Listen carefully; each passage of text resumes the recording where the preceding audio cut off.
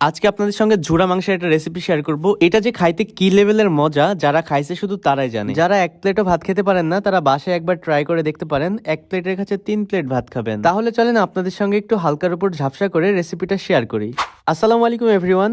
আজকে যে খাবারটা বানাবো এটা খেতে কিন্তু অনেক মজা হয়। এইটা বানানোর জন্য এখানে আমি 4-5 পিসের মতো বড় বড় সাইজের মাংসের টুকরা নিয়ে নিলাম। এখানে চর্বি ছাড়া শুধু সলিড মাংসটা নেওয়ারই ট্রাই করবেন। আমি মাংসগুলোকে ভালো মতো ধুয়ে পরিষ্কার করে নিলাম। এরপর মাংসগুলোকে প্রেসার করে দিয়ে লবণ, হলুদ গুঁড়া আর সামান্য একটু তেল দিয়ে মাখিয়ে নিয়ে পরিমাণ মতো পানি দিয়ে এটা চুলায় তুলে দিব যতক্ষণ পর্যন্ত না সেদ্ধ হয়। যেহেতু এটা প্রেসার করে দিয়েছি, যার কারণে সেদ্ধ হতে হয়তো বা বেশি সময় লাগবে না, 4 থেকে 5টা সিটি উঠলেই সেদ্ধ হয়ে যাবে। এরপরে মাংসটা সেদ্ধ করতে দিয়ে এখানে কয়েকটা পেঁয়াজ কেটে নিচ্ছিলাম। এখানে আমি একটু বেশি পরিমাণে পেঁয়াজ কেটে নিব, কজ পেঁয়াজটা বেশি করে দিলে মাংসটা বেশি মজা হবে। এই যে দেখতে পাচ্ছেন, এদিকে পেঁয়াজগুলো কাটা হয়ে গেছে আর মাংসগুলো সেদ্ধ হয়ে গেছে। আমি মাংসগুলোকে একটু ঠান্ডা করে নিয়েছি। এখন এটা শিলপাটাতে দিয়ে থেতো করে নিব। এটা ব্লেন্ডারে দিয়ে কয়েকটা পালস মেরে করা যেত, বাট আমার কাছে মনে হয়েছে এটা শিলপাটাতে করলেই বেশি ভালো হবে। মাংসগুলোকে থেতো করে নিয়ে এখন মাংসের কোষগুলোকে হাত দিয়ে ছাড়িয়ে নিব যেন ঝুরি ঝুরি হয়। এই যে দেখতে পাচ্ছেন মাংসগুলো ঝুরি ঝুরি হয়ে গেছে। এখন একটা কড়াইতে তেল দিয়ে দিব। তেলটা গরম হয়ে আসলে এর মধ্যে কয়েকটা গোটা গরম মশলা, দারচিনি, এলাচ, বড় ফল আর তেজপাতা দিয়ে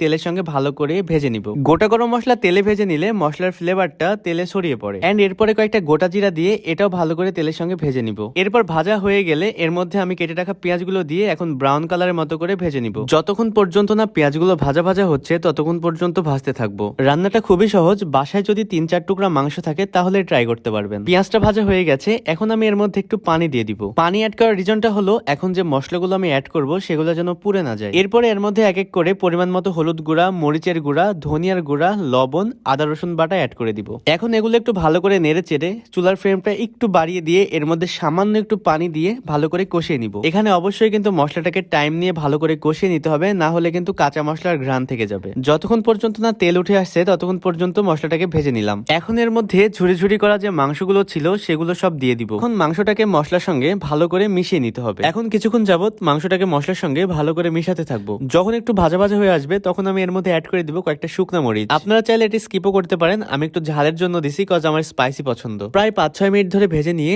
এখন এর মধ্যে আমি পানি অ্যাড করে দিব। এইখানে আমি যে পানিটা দিয়ে মাংসটা সেদ্ধ করছিলাম ওই পানিটা অ্যাড করব। এখন একটু ভালো করে নেড়ে চেড়ে কিছুক্ষণের জন্য ঢেকে রেখে দিব। এমনিতেই সেদ্ধ করা মাংস, তার উপরে আরেকটু ভালো করে সেদ্ধ করে নিয়ে এইটা নাড়াচাড়া করতে থাকবো যতক্ষণ পর্যন্ত না পানিটা কমে আসছে। আপনারা চাইলে একটু ঝোলঝোলও রাখতে পারেন, বাট আমি একদমই ঝোল রাখবো না। এর মাঝখানে শুধু লবণটাকে অ্যাড করে নিতে হবে, তাহলে রেডি হয়ে যাবে ঝুরা ভাজা মাংস। এই ঝুরা মাংসটাকে কি লোভনীয় লাগছে দেখুন। এই মাংসটা গরম গরম ধোয়া ওঠা ভাতের সাথে খেতে সব থেকে বেশি মজা লাগবে। অবশ্যই কিন্তু সাদা ভাত হতে হবে। যেই বলা সেই কাজ, আমি এটা গরম গরম ভাতের সাথেই সার্ভ করলাম। এই তো ভাত উঠিয়ে নিয়ে এর সঙ্গে নিয়ে নিলাম ঝুরা মাংস।